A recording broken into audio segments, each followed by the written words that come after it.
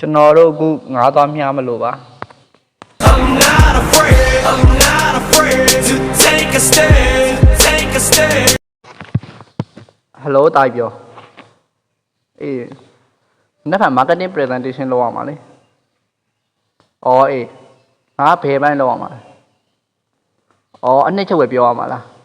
Okay အဲ့ဆိုလည်းငါအနှစ်ချုပ်လုပ်လိုက်မယ်လေ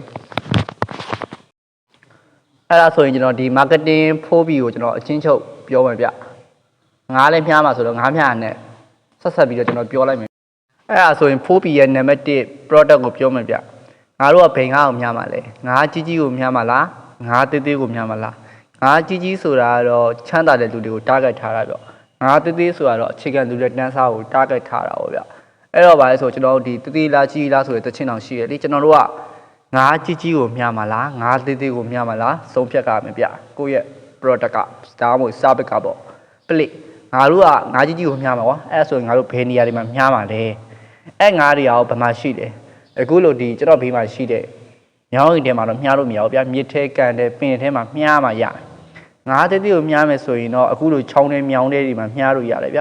အဲ့တော့ဗါလဲဆိုရင်တော့မိမိမြားမယ်ငါဘယ်နေရာတွေမှာအများဆုံးရှိတယ်ဆိုတော့တေချာစဉ်းစားရမယ်ဗျအဲ့လိုနေရာတွေမှာကျွန်တော်တို့ကကိုယ့်ရဲ့ပစ္စည်းဝန်ဆောင်မှုကိုတွားပြီးရောင်းမှကျွန်တော်တို့ရဲ့လုပ်ငန်းအောင်မြင်ပါဗျနောက်ထပ်ပြီးတစ်လုံးကတော့ price ဗျကျွန်တော်တို့ကငါးကြီးကြီးကိုမြားမဲ့အတွက်ကြောင့်ကျိုးကသေးလို့မရအောင်သေးရနဲ့ကျွန်တော်တို့က9လဆွဲနဲ့ပြတ်ထောက်အောင်ဗျအဲ့တော့ဘာလို့ကိုကချမ်းသာတဲ့သူတွေကိုရောင်းပါလေကိုယ့်ရဲ့ product service က premium စားရဗျထုတ်ပိုးမှုကအစား delivery ပို့ရအစားမြန်နေရမှာဗျဒါမှပဲကျွန်တော်ချမ်းသာတဲ့သူတွေကလာပြီးတော့ဝယ်ကြမှာဗျပြီးတော့ဗျာကျွန်တော်တို့ကငါးကြီးကြီးကိုမြင်ပါလေငါးသေးသေးကိုမြင်မှာမို့အဲ့တော့ဘာလဲဆိုကျွန်တော်တို့ရဲ့ကျိုးကအရန်ကောင်းနေဖို့လိုတယ်ဗျာโอเคကျွန်တော်တို့ကဒီငါးသေးသေးကိုလည်းကျွန်တော်တို့ကမြားမဲ့တူတွေဆိုရင်လည်းဗျာကိုမြားမှာသေးသေးလေးအကုန်လုံးကိုက premium ဆန်ဆန်လိုက်ပြီးထုတ်ပြီးလို့မရအောင်အဲ့တော့ကျွန်တော်တို့အကုန်လုံး premium ဆန်ဆန်လိုက်ပြီးထုတ်ပြီးတယ်ကျွန်တော်တို့အတွက်ဘယ်လိုလုပ်ပြီးအမျက်ချမ်းပါလဲဘာလို့ဆိုကျွန်တော်တို့ကအခြေခံလူတွေတန်းစားကိုကျွန်တော်တို့က target ထားလေအဲ့တော့ဘာလဲဆိုရင်သူအခြေခံလူတွေတန်းစားကကိုယ့်ရဲ့ product မှာဘယ်ပိုင်းကိုလိုချင်လဲဘယ်ပိုင်းတွေကိုမလိုချင်လဲဆိုတော့ blue ocean strategy ကိုသုံးပြီးတော့သူတို့မလိုချင်တဲ့အပိုင်းတွေမှာကိုညက်စိတ်တွေကို short ချမှာကျွန်တော်တို့အတွက် profit ဆိုတဲ့အမြက်ကကြံပါဗျာအဲ့တော့ဘာလဲဆိုရင်တော့